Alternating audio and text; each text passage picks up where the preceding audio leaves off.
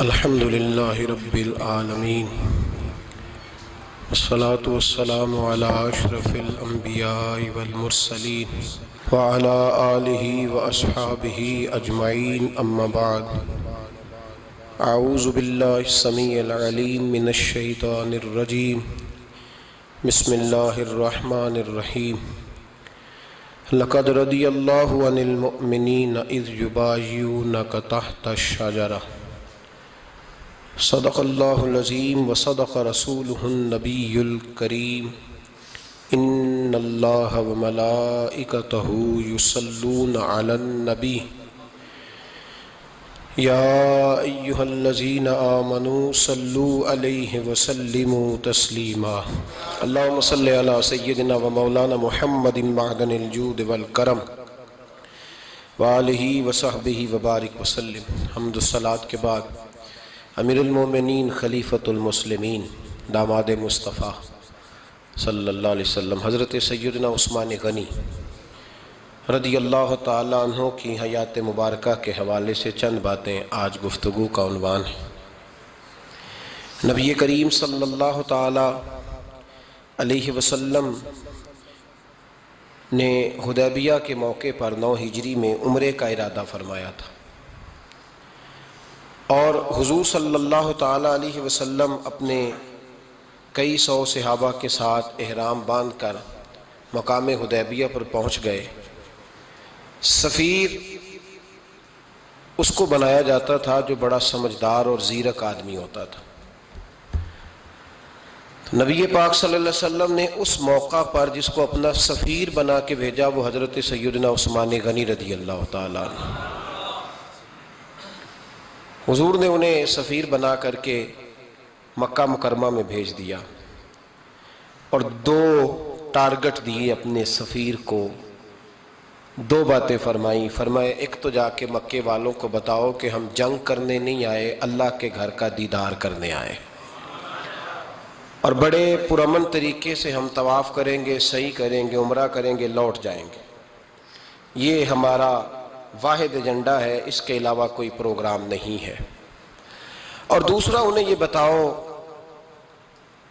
ان لوگوں کو جو ایک زمانے سے مکہ مکرمہ میں کفار مکہ کے ظلم سہ رہے ہیں، ہمارے وہ غلام جو یہاں بڑی تکلیف میں ہیں، ان کو یہ خبر دے دو، عثمان انہیں میرا پیغام دے دینا کہ اب تمہاری مشکلات کے دن تھوڑے رہ گئے، اب بڑی جلدی اللہ تبارک و تعالی دین اسلام کو فتح عطا فرما دے گا۔ حضرت عثمان غنی تشریف لے گئے۔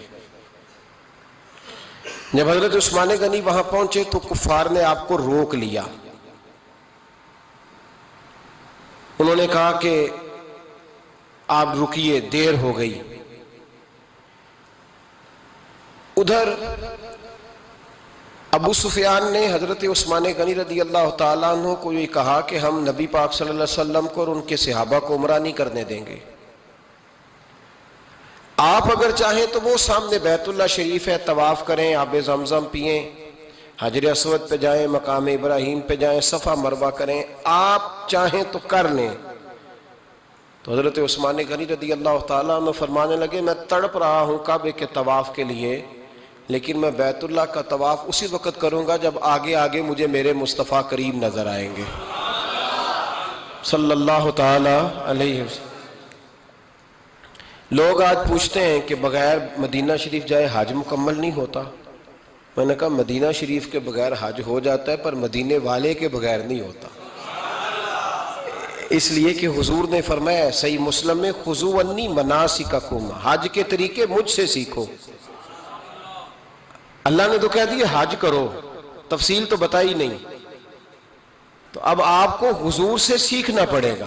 مدینے کے بغیر تو شاید حج ہو جائے، پر مدینے والے کے بغیر حج نہیں ہوتا۔ حضرت عثمان غنی رضی اللہ تعالیٰ عنہ کہنے لگے میں طواف ضرور کروں گا، پر اس وقت کروں گا جب مجھے حضور آگے آگے نظر آئیں گے۔ ادھر ایک شخص نے حضور کی بارگاہ میں بھی کہا، اپنوں کا نہ پتہ ہوتا ہے، دل بدستاور کے حج اکبر است۔ جو دل ہوتے ہیں نا، دل کو دل سے راہ ہوتی ہے۔ یہ کئی دفعہ جسم علیحدہ علیحدہ ہوتے ہیں پر یہ اکٹھے دھڑک رہے ہوتے ہیں۔ دل کو راہ ہوتی ہے. عرض کی یا رسول اللہ صلی اللہ علیہ وسلم عثمان غنی تو طواف کر رہے ہوں گے، صفا مروہ میں ہوں گے، بڑی موج ہوگی، آب زمزم کھول کے پی رہے ہوں گے. حضور نے سامنے والے کا چہرہ غور سے دیکھا، فرمایا عثمان کو تم زیادہ جانتے ہو کہ میں زیادہ جانتا ہوں؟ یا رسول اللہ آپ ہی زیادہ جانتے ہیں. فرمایا پھر فکر نہ کرو، عثمان میرے بغیر طواف نہیں کرے گا. بات ختم ہو گئی، میرے بغیر عثمان طواف نہیں کرے گا، ختم ہو. اب کسی نے افواہ پھیلا دی کہ حضرت عثمان غنی کو شہید کر دیا گیا. نبی پاک علیہ السلام تک بھی خبر آئی. حضور جانتے تھے. ہمارا دل نہیں کرتا کوئی انتشاری بات کرنے کو، لیکن جب لوگ کرتے ہیں تو پھر دل کو تکلیف ہوتی ہے. اب یہاں سب نے لکھا ہے کہ نبی پاک صلی اللہ علیہ وسلم کو خبر ملی، حضور پریشان ہوئے، صحابہ کو مشورے کے لیے بھی بلایا، بیعت رضوان بھی ہوئی. اگر علم غیب ہوتا، یہ سارا کچھ نہ ہوتا. اور میں نے کہا خدا کے بندے، اگر حضور اپنا علم غیب اس وقت ظاہر کرتے تو حضرت عثمان کے لیے قرآن کی آیتیں نہ نازل ہوتی، اس بیعت کے تذکرے نہ ہوتے. ہر بات پہ لوگ معاذ اللہ تعالیٰ. اب دیکھیے نا، یہاں یہ جملہ چھوڑنے کی کیا ضرورت ہے؟ تم قوم کو کیا دے رہے ہو؟ لوگوں کو کیا بتا رہے ہو کہ نبی پاک علیہ السلام اندھیرے میں بیٹھ کے فیصلے کر رہے تھے؟ کیا بتا رہے؟ آج انٹیلیجنس کی رپورٹس بتا دیتی ہیں کہ وہ فلاں کس طرح کا ماحول ہے اور آپ نے کس طرح کرنا ہے، تو تمہیں اپنی خفیہ ایجنسیوں کے مطابق تم فیصلہ کرو تو کہتے ہو ہم بھئی اندھیرے میں فیصلہ نہیں کر رہے، ہمیں رپورٹ ہے تو فیصلہ کر رہے ہیں. اور نبی پاک علیہ السلام کے بارے میں تم لوگوں کو یہ بتا رہے ہو کہ حضور اندھیرے میں فیصلہ کر دیتے تھے، پتہ ہی نہیں تھا.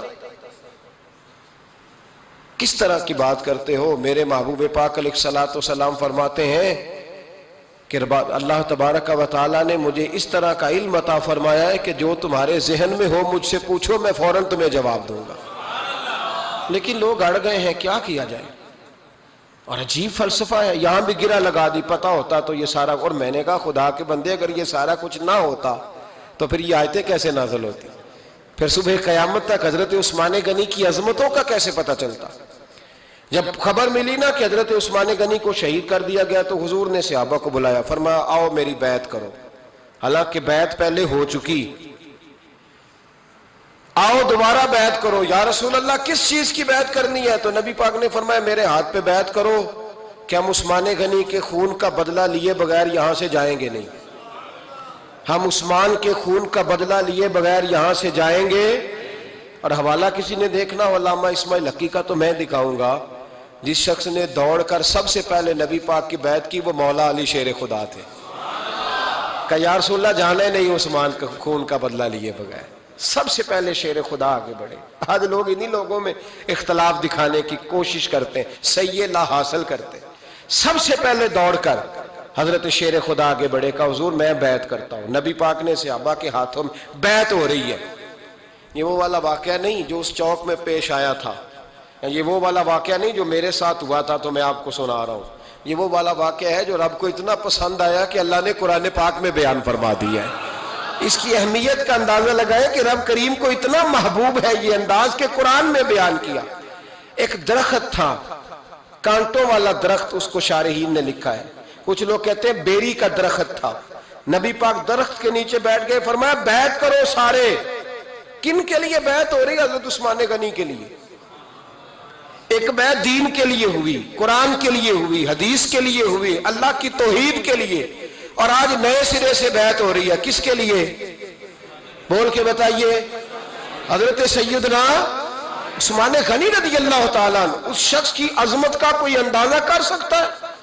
جن کے لیے نبی پاک نے خاص کر کے تخصیص کر کے ایز اے اسپیشل بیعت لی. اور صحابہ نے جب بیعت کی تو اللہ کو اتنی پسند آئی کہ قرآن مجید کی سورہ فتح کی آیت نمبر 18 میں بیان کیا. فرمایا لقد رضی اللہ عن المؤمنین اذ یبایعونک تحت الشجرہ. فرمایا محبوب تحقیق اللہ ان مومنوں سے راضی ہے جو درخت کے نیچے آپ کی بیعت کر رہے تھے. تحقیق اللہ ان سے راضی ہوا، ان ایمان والوں سے جو درخت کے نیچے آپ کی بیعت کر رہے تھے. درخت کے نیچے تحت الشجرہ.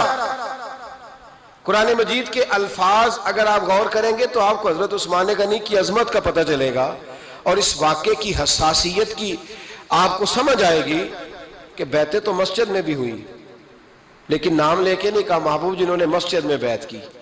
نام لے کے نہیں کہا، حالانکہ وہ بیعتیں بھی اللہ کو بڑی محبوب ہے. بیعتیں تو میرے بھائی نبی پاک نے بیت اللہ شریف کے پاس بھی کی، مسجد نبوی میں بھی کی، لیکن یہاں نام لے کر کوئی بھول نہ جائے. کسی نے کہہ دینا تھا کوئی اور بیعت تھی جی، لوگ شرع کر رہے ہیں نا مرضی، وہ تو کسی اور کی بیعت. نام لے کے کہا محبوب تحت شجرہ، وہ جو درخت کے نیچے بیعت ہوئی، وہ جو بیعت درخت کے نیچے ہوئی، اور جنہوں نے بیعت کی لقد رضی اللہ عن المومنین، تحقیق اللہ ان مومنوں سے راضی ہو گیا. اللہ ان مومنوں سے، صحیح بخاری صحیح مسلم میں صحابہ نے پوچھا یا رسول اللہ اللہ کس طرح راضی ہوا ہے؟ فرمایا آج جس نے میرے ہاتھ پہ بیعت کی ہے رب کریم نے وعدہ کر لیا سب کو جنت عطا فرمائے گا، جنتی ہو گئے سارے. حضرت عثمان غنی رضی اللہ تعالیٰ عنہ کی یہ عظمت، یہ شان قرآن پاک نے بیان کر دی کہ حضرت عثمان کے نام پر صحابہ جمع ہوئے. اللہ تبارک و تعالیٰ نے اس واقعے کا ذکر قرآن مجید میں فرما دیا. میرے عزیز دوستو، حضرت عثمان غنی کو اللہ نے بڑی شانیں عطا فرمائی، بڑا مرتبہ دیا، بڑے حسین و جمیل، بڑے خوبصورت آدمی تھے. دیکھو نا کیا شان ہے حضرت عثمان ذی النورین. یہ ذو النورین کا کیا معنی ہے؟ دو نور کون ہیں؟ حضور کی دو صاحبزادیاں. اعلیٰ حضرت فرماتے ہیں نور کی سرکار سے پایا دوشالہ نور کا، نور کی سرکار سے پایا دوشالہ نور کا، ہو مبارک تجھ کو ذو النورین جوڑا نور کا. دو نوروں والے حضرت عثمان غنی. ایک بیٹی کا نکاح کیا، وہ وصال کر گئی تو محبوب نے دوسری بیٹی کا بھی نکاح کر دی. یہ جو بیچارے پراپوگنڈے والے ہوتے ہیں نا، یہ پہلے دن سے صرف پراپوگنڈے میں ہی ہے. یہ نہ محب بن سکے نہ محبوب بن سکے. ان کا نہ کوئی اپنا ہوا نہ انہیں کسی نے اپنایا.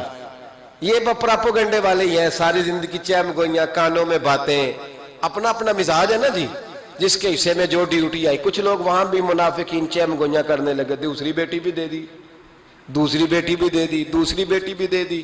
محبوب کے کانوں تک آواز گئی، فرمایا زیادہ باتیں نہ کرو، میری 40 بھی ہوتی. وہ ختم ہو گئی بات، تم 2-3 کی بات کرتے ہو. حدیث مبارکہ کے لفظ ہیں، نبی پاک نے فرمایا میری 40 بھی ہوتی، ایک کے بعد دوسری انتقال کرتی رہتی، میں ساری عثمان کو دے دیتا. حد ہو گئی بھئی، اتنا بڑا مرتبہ. چیم گوئیاں نہ کرو، دوسری بھی دے دی، میری 40 بھی ہوتی. اس حدیث کا ترجمہ یہ ہے کہ محبوب فرماتے ہیں کہ مجھے عثمان پر اعتبار ہی بڑا ہے، مجھے عثمان پیارا ہی بڑا ہے، عثمان غنی کی عظمت ہی بڑی ہے. فرمایا میری 40 بھی ہوتی تو میں ساری یکے بعد دیگر. حضرت اسامہ بن زید رضی اللہ تعالیٰ عنہ فرماتے ہیں نبی پاک نے اپنی صاحبزادی حضرت رقیہ رضی اللہ تعالیٰ عنہ کا نکاح حضرت عثمان غنی کے ساتھ کیا تو دونوں میاں بیوی پیارے بڑے تھے، حسین و جمیل بڑے. حضرت عثمان بڑے نفیس آدمی تھے، بڑی نفاست تھی، کپڑا سادہ پہنتے تھے، لیکن لوگ کہتے ہیں کبھی ہم نے ان کے کپڑوں پہ دھبا نہیں دیکھا، چہرے پر اتنا سا گرد کا نشان نہیں دیکھا. ہمارے ملک میں سب سے زیادہ خرچہ میک اپ کا آتا ہے، پتہ ہے آپ کو جی؟ اب اگلی جو بات کرنی ہے اس پہ اپنے آپ کو وقت کتنا دیتے ہو، سجنے میں، سورنے میں، تیار ہونے میں کتنا وقت لگاتے ہو. فرمانے لگے حضرت عثمان غنی اتنا تو ٹائم ہی نہیں ہے کہ اپنے آپ کو دیا جائے. تو قبر اتنے پیارے کیسے لگتے ہو؟ فرمانے لگے اپنی وجہ سے نہیں لگتا، حضور کی وجہ سے پیارا لگتا. کب وہ کس طرح؟ فرمانے لگے نبی پاک صلی اللہ علیہ وسلم نے ہمیں وضو دیا ہے. فرمایا ایک دفعہ وضو کر کے آئینے کے سامنے کھڑا ہوتا ہوں، یوں لگتا ہے اللہ نے میرے چہرے کو پہلے سے زیادہ نور عطا کر دیا ہے. دیکھیں نا باقی جسم چھپا ہوا ہے اور جو ظاہر ہے اس پر وضو کا حکم ہے. ہاتھ ظاہر ہے تو وضو کر لو، پیر پردے سے باہر ہے تو ان کو دھو لو وضو میں، چہرہ پردے سے کپڑوں سے باہر ہے تو اس کو وضو میں. تو عثمان غنی فرماتے 5 وضو تو میں تازہ کرتا ہوں، پچھلا ہو بھی تو نئی نماز تازے وضو سے پڑھتا ہوں. اور فرماتے اگر میرا قرآن مجید کھولنے کا ارادہ بن جائے تو پھر وضو 6 بھی ہو جاتے ہیں، اور تہجد کے وقت اٹھوں تو 7 بھی ہو جاتے ہیں. فرماتے علیحدہ سے درود پاک پڑھنے بیٹھوں تو پھر 10-11 وضو بھی ہو جاتے ہیں. میں وضو کرتا رہتا ہوں تو اللہ تازگی عطا کر دیتا ہے. حضرت اسامہ بن زید حضور کے غلام زادے فرماتے میں چھوٹا سا تھا تو نبی پاک کے گھر میں گوشت پکا تو سرکار کو 4 بیٹیوں سے بڑا پیار تھا. حضرت فاطمہ سے زیادہ ہے لیکن 4 بیٹیوں سے بڑی محبت تھی. حضرت رقیہ اور جناب عثمان غنی کے گھر میں اسامہ بن زید کہتے ہیں حضور نے مجھے سالن دینے بھیجا, میں چھوٹا سا تھا اور بھی پردے کی آیتیں بھی نہیں آئی تھی, حکم بھی نہیں آیا تھا. کہتے ہیں میں سالن دینے گیا, واپس آیا تو میں نے ان دونوں کو بیٹھے دیکھا تو میں نے اتنے حسین میاں بیوی کبھی دیکھے نہیں تھے, اور میری طبیعت کھل اٹھی. فرماتے ہیں جب واپس آیا نا, سرکار نے میرا چہرہ دیکھا, میں نے تو بات کرنی نہیں تھی, حضور نے چھیڑ دی. فرمایا میری بیٹی اور داماد کو دیکھ کے آئے ہو؟ یا رسول اللہ دیکھ آیا ہوں. فرمایا ایسا حسین جوڑا دنیا میں کبھی دیکھا ہے؟ کہا یا رسول اللہ اللہ کی عزت کی قسم کبھی دیکھا ہی نہیں. یہ ظاہری حسن اللہ نے حضرت سیدنا عثمان غنی رضی اللہ تعالیٰ عنہ کو عطا. ایک بات میری یاد رکھنا, حسن ظاہر کا نہیں ہوتا, حسن ظاہر کا نہیں ہوتا, ظاہر کا میک اپ ہوتا ہے. حسن ہمیشہ باطن کا ہوتا ہے. جن لوگوں کے اندر معصومیت ہوتی ہے ان کے چہروں پہ بھی آئی جاتی ہے. کوئی نہیں سمجھ آئی شاید آپ کو. اندر اگر بندہ کڑوا ہونا, کسیلا ہو, چہرہ نہیں روشن ہوتا. اس کی دلیل حدیث میں موجود ہے. نبی پاک صلی اللہ علیہ وسلم سے صحابہ نے کہا یا رسول اللہ اللہ کا ولی کون ہوتا ہے؟ فرمایا جس کا چہرہ دیکھنے سے اللہ یاد آئے. تو ولایت کا تعلق دل سے ہے, چہرے سے نہیں. ولایت کا تعلق بولیے دل سے ہے, چہرے سے ولایت کا تعلق نہیں ہے. لیکن حضور نے دلیل کیا دی؟ چہرہ دیکھو تو اللہ یاد آئے. گویا محبوب نے فرمایا کہ دل اگر ولی کا ہو تو پھر اللہ تعالیٰ دل کی برکت سے چہرہ بھی نورانی عطا فرما دیتا ہے. چہرہ بھی نورانی. بہت سارے میں نے ایسے بزرگوں کو دیکھا جن کے رنگ گورے نہیں تھے پر نورانی تھے. ہمارے علامہ فیض احمد اویسی صاحب رحمۃ اللہ علیہ, میرے استاد گرامی, کا رنگ گورا نہیں تھا, لیکن جو بابا جی کو دیکھتا تھا فدا ہی ہو جاتا تھا. رنگ گورا نہیں تھا, گندمی تھا, لیکن کیا بات تھی چہرے کی معصومیت کی. تو یاد رکھیں حضرت عثمان غنی کے باطن میں جو حسن تھا, جو وقار تھا, وہ چہرے سے چھلکتا تھا. چند خوبیاں بڑی زیادہ تھی حضرت عثمان غنی میں, بہت زیادہ تھی چند خوبیاں. ایک بہت بڑی خوبی حضرت عثمان غنی کی جس کو نبی پاک نے بڑا چاہا, وہ تھا حضرت عثمان غنی کا سخی ہونا. مالا والے سخی نہیں ہوندے, مالا والے سخی, ان کے پاس تو پیسہ وافر ہوتا ہے, کسی وقت 10,000 کا تعاون کاری دیتے ہیں کسی کے ساتھ, وہ سخی نہیں ہوتے. بھئی کسی ایک بندہ 1.5 کروڑ کی اسامی ہے تو کسی کو 20,000 کا تعاون کر دے, سخاوت تھوڑی ہے. کروڑوں روپیہ اس کے پاس پڑا ہوا ہے. مالا والے سخی, یہ میاں صاحب نے کہا ہے, مالا والے سخی نہیں ہوندے تے. سخیاں کل مال نہیں ہوندا, سخیاں کل مال ہے, اس لیے کہ جمع کریں گے تو رہے گا نا, وہ سخی جمع کرتا ہی نہیں. مالا والے سخی نہیں ہوندے, سخیاں کل مال نہیں ہوندا. ایتھے اوتھے دوویں جہانی, سخی کنگال نہیں ہوندا. حضرت عثمان غنی رضی اللہ تعالیٰ عنہ فرماتے ہیں کہ جس دن حضور نے تبوک کے لیے جیش اسرا کے لیے اعلان کیا نا, تو حضرت عثمان غنی فرماتے ہیں کہ حضرت ابو بکر صدیق تو سارا مال لے آئے تھے, جناب عمر آدھا لے آئے تھے, مولا علی شیر خدا نے جی کھول کے دیا تھا, لیکن 800 گھوڑے بما پالان کی ضرورت تھی. یعنی 800 فوجیوں کا خرچہ, اپنے لفظوں میں بات کر رہا ہوں. فوجی کا خرچہ کیا ہوتا تھا کہ فوجی کا گھوڑا بھی چاہیے, گھوڑے کے ساتھ کجاوا بھی چاہیے, تلوار بھی چاہیے, نیزہ بھی چاہیے, تیر بھی چاہیے, لوہے کی جیکٹ بھی چاہیے. حضرت عثمان غنی کہتے ہیں نبی پاک نے اعلان کرنا شروع کیا. ایک دفعہ اعلان کیا تو میں نے کہا حضور 200 فوجی کا خرچہ میرا.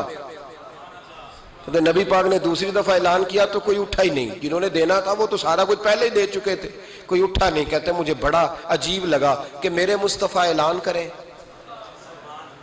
حضرت عثمان غنی فرماتے ہیں, شاہ ولی اللہ صاحب نے ازالت الخفا میں لکھا ہے کہ یوں پکڑ کے کہتے ہیں میں نے اپنا نا گریبان پکڑ لیا, عثمان تیرے نبی کو اعلان کرنا پڑ رہا. کہتے 1000 فوجی کا خرچہ چاہیے تھا, 1000 کا.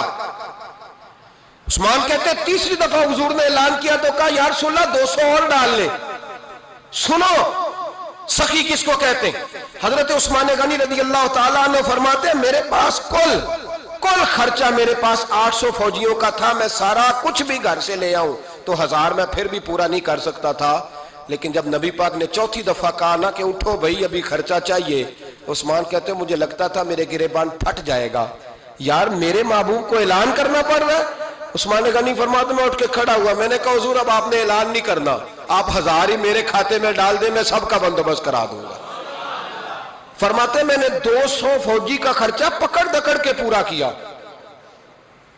200 کا خرچہ، غریب اصل میں اللہ سے تجارت نہیں کرتا اس لیے امیر نہیں ہوتا، غریب اللہ سے تجارت کرے نا، اللہ سے، اس کے رستے میں 200 دے کے 70 گنا کی امید رکھے، یہاں بھی وہاں بھی، پھر امیر ہو جائے۔ یہ تجارت نہیں کرتا، یہ کہتا ہے اللہ کے رستے میں امیر خرچ کریں گے، میری نہیں ڈیوٹی۔ حضرت عثمان غنی کہتے ہیں میرے پاس 800 کا بندوبست تھا، میں نے 1000 کا دیا۔ حضور تشریف لے گئے، فرماتے ہیں جہاد سے جب واپسی ہوئی نا، ایک ایسا سودا تھا جس میں سے مجھے نفع کی امید ہی نہیں تھی، پر اللہ نے مجھے 11 گنا نفع عطا فرمایا۔ مالا والے سخی نہیں ہوندے، سخیاں کل مال۔ دیکھیں نا جنت البقیع، وہ والا قبرستان جس میں کوئی دفن ہو جائے تو نبی پاک کی سفارش کا حقدار ہو گیا، وہ والا قبرستان جس کا نام ہی جنت ہے۔ وہاں نا ایک یہودی اپنے جانور باندھا کرتا تھا، تو سرکار ایک دن اس طرف گئے تو واپس آئے، حضرت عثمان غنی قریب کھڑے تھے، نبی کریم صلی اللہ تعالی علیہ وسلم نے فرمایا عثمان اس جگہ کی طرف ذرا چکر لگانا، جگہ بڑی اچھی ہے۔ عثمان غنی گئے، جگہ خرید کے واپس آ گئے۔ حضور نے فرمایا ہوا ہے؟ عرض کی حضور خرید آیا ہوں۔ فرمایا میں نے تو چکر لگانے کا کہا تھا۔ کہا یا رسول اللہ آپ نے یہ بھی تو فرمایا تھا جگہ بڑی اچھی ہے، تو جس کو آپ نے اچھا کہہ دیا یہودی کے پاس تو نہیں نہ رہنی چاہیے، تو میں نے خرید دی۔ شرم نہیں آتی لوگوں کو۔ حضرت عثمان کے بارے میں بات کرتے ہیں، جس قبرستان میں سیدہ پاک بی بی صاحبہ حضرت فاطمہ الزہرا آرام کر رہی ہے، وہ زمین حضرت عثمان نے تحفہ دی ہے۔ حیا نہیں آتی بات کرتے؟ شرم نہیں آتی؟ یہ صدقہ سیدہ فاطمہ کا ہی ہے، انہی کے لیے اللہ نے تحفہ دیا، پر اس کے پیسے حضرت عثمان غنی نے ادا کیے۔ پھر اس قبرستان میں سیدہ پاک نے آرام کیا، پھر اسی قبرستان میں عثمان ابن مسعود نے آرام کیا، پھر اسی قبرستان میں حضرت حلیمہ سعدیہ لیٹی ہوئی ہے، اسی قبرستان کے اندر نبی پاک کی زوجہ سیدہ عائشہ آرام کرتی ہے، پھر اسی زمین پر میرے محبوب کے پیارے نواسے امام حسن آرام فرمائے۔ حضرت عثمان غنی رضی اللہ تعالیٰ عنہ کے بارے میں بات کرتے تیری زبان نہیں کانپتی؟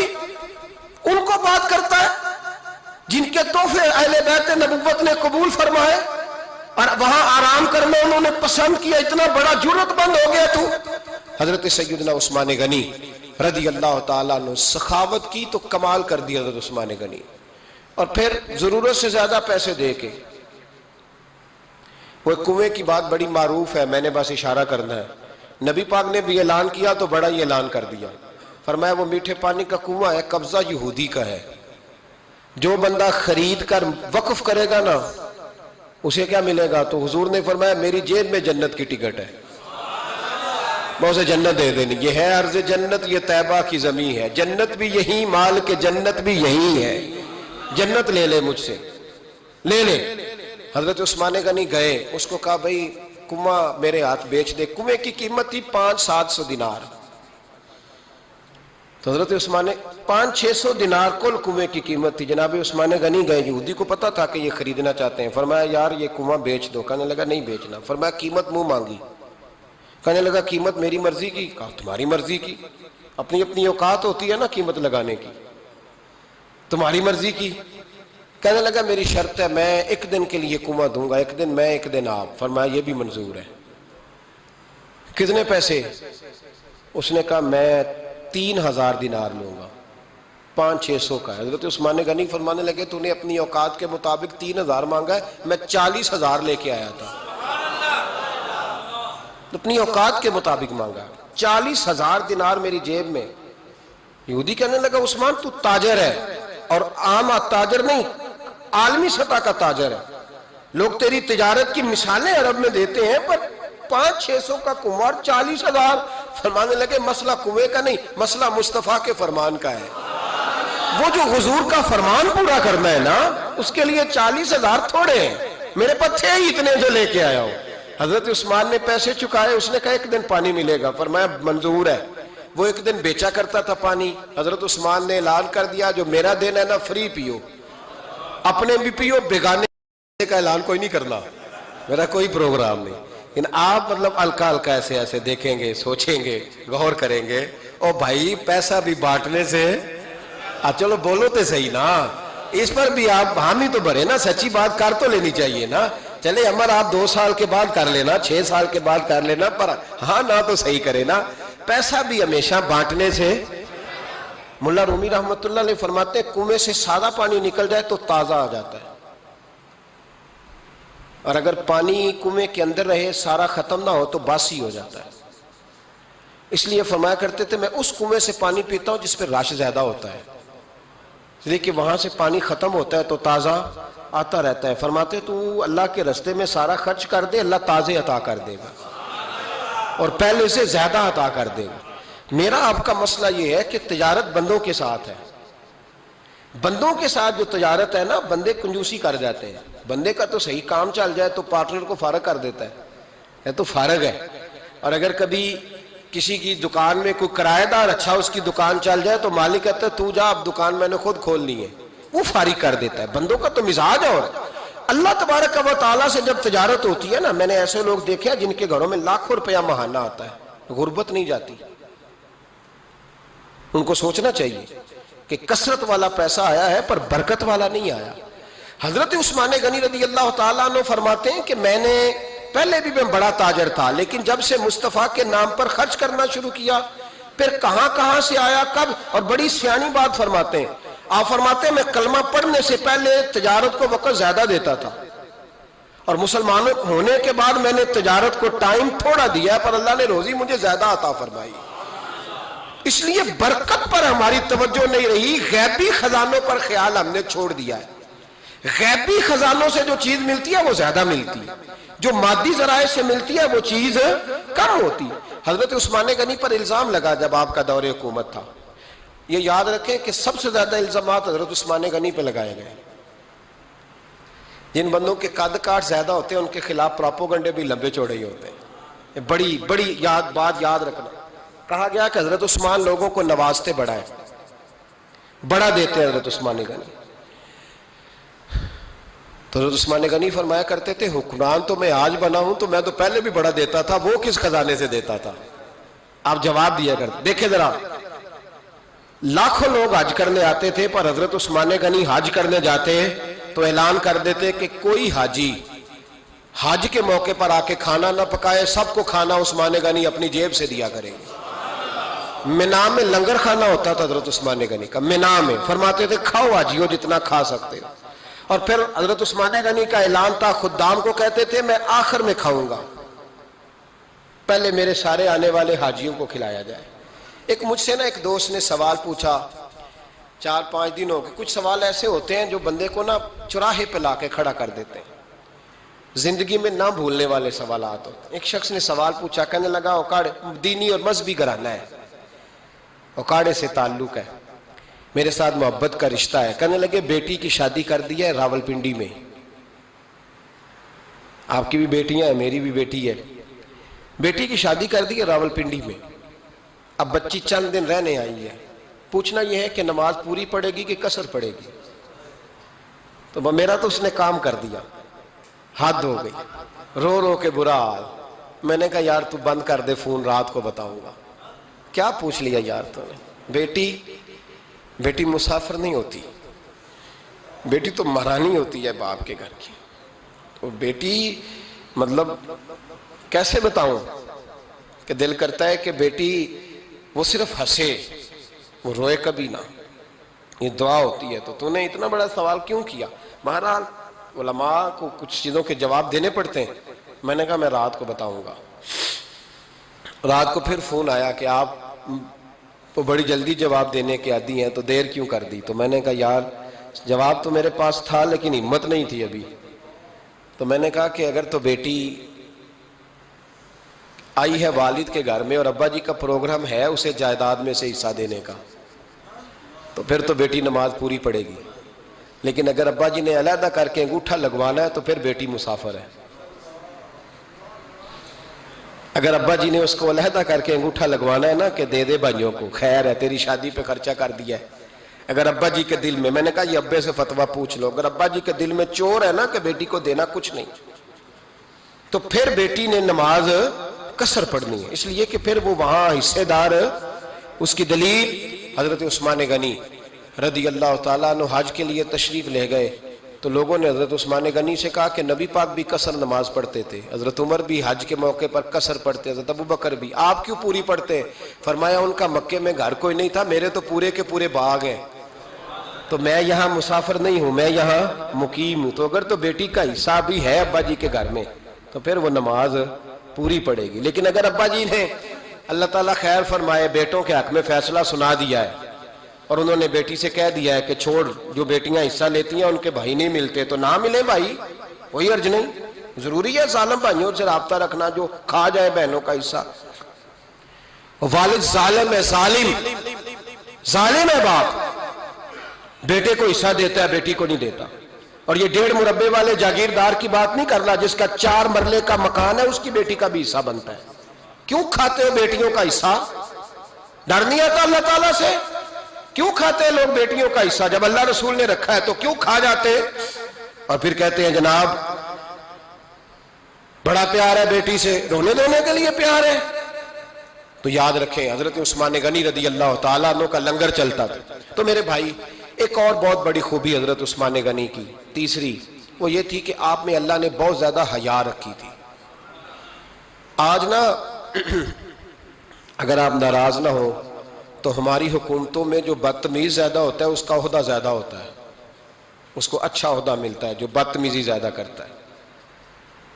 اور ہمارے ہاں نوجوان سمجھتے ہیں کہ کھل کے پھرنا، کھل کے کھانا، مرضی کا لباس پہننا۔ ہمارے ایک بزرگ فرمایا کرتے تھے جب سے پیسے لوگوں کے پاس زیادہ آئے ہیں لباس چھوٹے ہو گئے، پیسہ زیادہ آ گیا کپڑے جسموں پہ سکڑ گئے۔ لوگ سمجھتے ہیں کہ بس جو دل میں آئے کہہ دینے کا نام جمہوریت ہے، آزادی رائے ہے۔ حضرت عثمان غنی رضی اللہ تعالیٰ عنہ شرم و حیا کے پیکر تھے، بڑا پیسہ تھا، بڑا کچھ تھا، لوگ ڈرتے تھے، سردار بھی تھے، جو چاہتے کر سکتے، روب طاری ہوتا۔ لیکن عثمان غنی کو جب بھی کوئی دیکھتا تھا کسی کونے میں بیٹھے نظر آتے، چھپے ہوئے، پیچھے، شرم و حیا، نفاست پسندی، بڑھ بڑھ کے آگے ہونا، ہر ویڈیو میں شامل ہونے کی کوشش کرنے کا نام پیار نہیں ہے۔ نفاست پسند جو لوگ ہوتے ہیں وہ اکثر چھپے ہوئے ہوتے ہیں، ان کا پتہ ہی نہیں ہوتا لوگوں کو کہ پیچھے دراصل ہے کون۔ دیکھیے نا بڑی معروف حدیث ہے صحیح مسلم میں، نبی پاک صلی اللہ علیہ وسلم آرام فرما رہے تھے، حضور نے تامت مبارک باندھی ہوئی تھی، لیٹے ہوئے تھے سرکار۔ تو جب آدمی لیٹتے تھے نا، ہمارے بزرگ بھی جب لیٹتے ہیں تو تامت کو سمیٹا کرتے تھے تو گھٹنوں تک آ جاتی تھی، دیکھا نا آپ نے، گھٹنوں تک تامت آ جاتی جب لیٹتے۔ تو سرکار بھی لیٹے تھے، پردے کی ابھی آیتیں نہیں آئی تھی، دروازے پہ دستک ہوئی، حضرت عائشہ صدیقہ عرض کرنے لگے یا رسول اللہ میرے ابا جان جناب ابو بکر صدیق آئے۔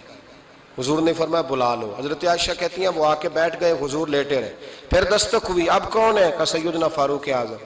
کہا عائشہ آپ ساتھ والے حجرے میں چلی جاؤ۔ اماں جی وہاں چلی گئی۔ تھوڑی دیر کے بعد حضرت عمر آئے، حضور لیٹے رہے، جناب عائشہ کہتی ہیں پھر دستک ہوئی، اب کون ہے؟ فرمایا عثمان غنی۔ نبی کریم نے فرمایا اسے کہو ذرا ٹھہر جائے۔ حضرت عثمان ٹھہرے تو حضور اٹھ کے بیٹھے، تہمت مبارک کو ٹھیک کیا، پھر اپنے کرتے مبارک کو سیدھا کیا، پھر دستار کو سیدھا کیا، فرمایا اب بلاؤ عثمان غنی کو۔ حالانکہ جاہو جلال حضرت عمر کا زیادہ ہے، حالانکہ وقار مقام حضرت صدیق اکبر کا زیادہ ہے، اب بلاؤ عثمان غنی کو۔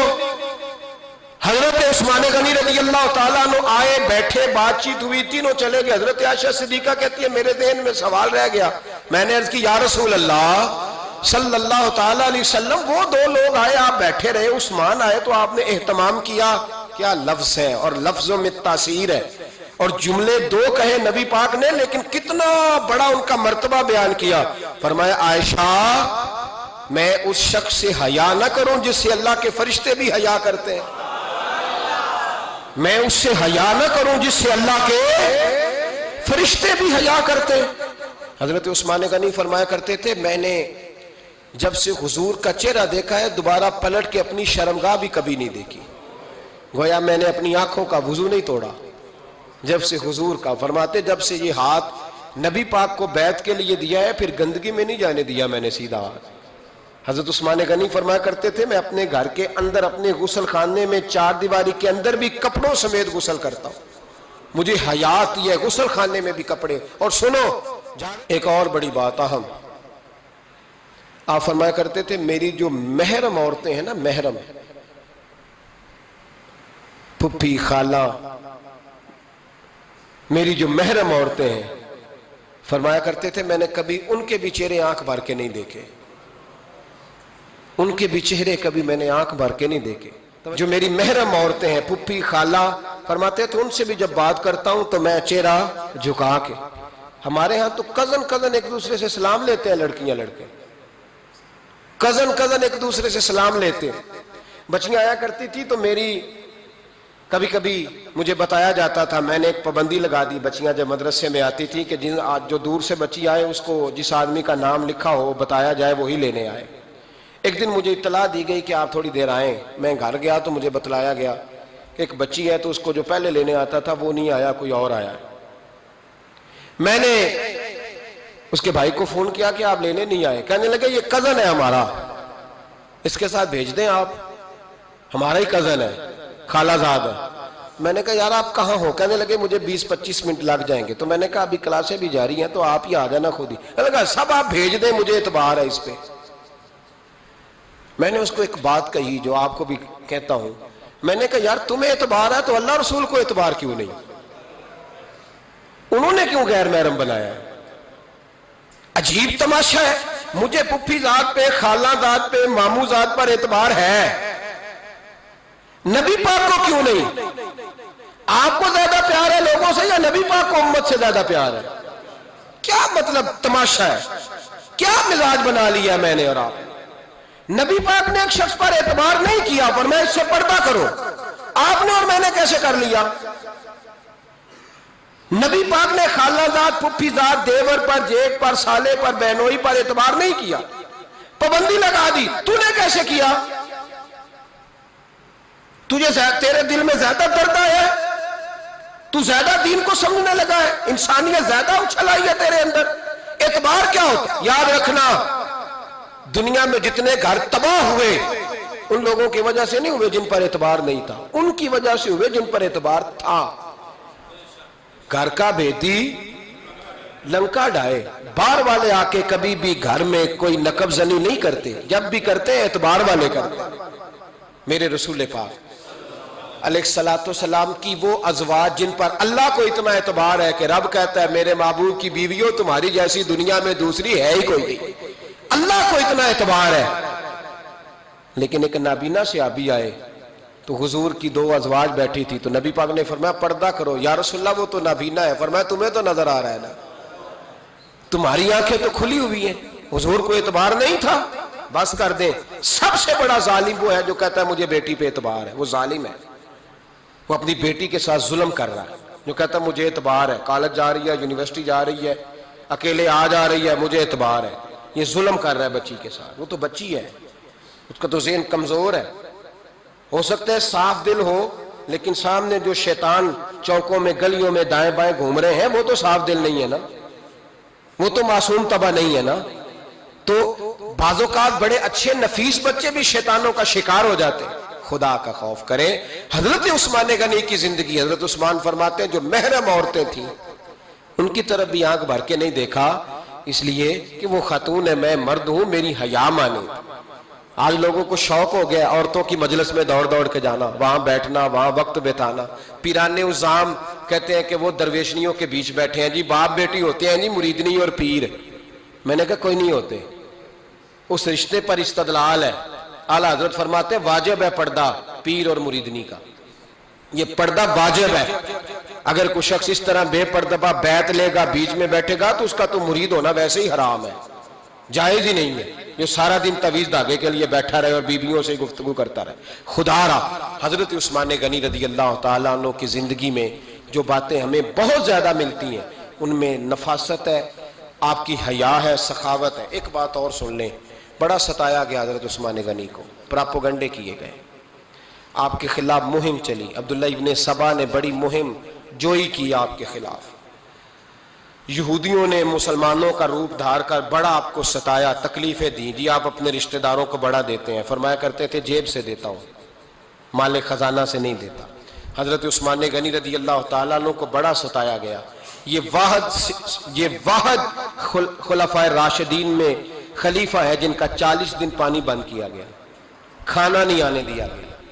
لیکن کمال ہستی حضرت عثمان غنی کی. مولا علی جیسے شیروں نے جا کے کہا آپ اشارہ کریں، یہ جو آپ کے خلاف نکلے ہوئے ہیں تو ایک تلوار سے مار دیے جائیں گے. تو حضرت سیدنا عثمان غنی فرمانے لگے میں وہ والا مینڈا نہیں بننا چاہتا جس کی وجہ سے مدینے کی گلیاں رنگین ہو جائیں. امن کا کہا آپ خلافت چھوڑ دیں. فرمایا حضور نے کہا تھا اللہ تمہیں ایک قمیض پہنائے گا، لوگ اتارنا چاہیں گے، تم نے اتارنی نہیں. صبر سے، حوصلے سے، اطمینان سے. یہ وہ واحد ہستی ہے حضرت عثمان غنی جنہوں نے شہادت قبول کر لی لیکن تلوار نہیں چلنے دی، لوگوں کو ایک دوسرے کے گلے نہیں کاٹنے دی. وہ شخصیت ہے حضرت عثمان غنی کی. لیکن بڑا ستایا گیا، بڑا پراپوگنڈا. مجھے بتائیے اس کے بارے میں اللہ قرآن کی آیتیں نازل کر دے اور جس کے بارے میں مصطفیٰ کریم ایک بار نہیں تین بار جنت کی بشارت عطا کر دے. کوئی بندہ ہمیں تاریخ بتائے، حوالے دے، کہانیاں سنائے تو ہم اس کی کہانیاں دیکھیں گے یا نبی پاک کا فرمان دیکھیں گے؟ بولیں، جا کے بولیں، جا کے. کسی کہانی پر کبھی بھی کان. بس ایک حدیث میں نے بڑی دفعہ سنائی ہے، پھر سناتا ہوں، ترمذی میں ہے. نبی پاک جنازگاہ تک گئے جنازہ پڑھنے. یا رسول اللہ فلاں آدمی انتقال کر گیا. جنازگاہ تک تشریف لے گئے جنازہ پڑھانے، لیکن جنازگاہ تک پہنچ کر محبوب نے فرمایا اس کا جنازہ نہیں پڑھانا.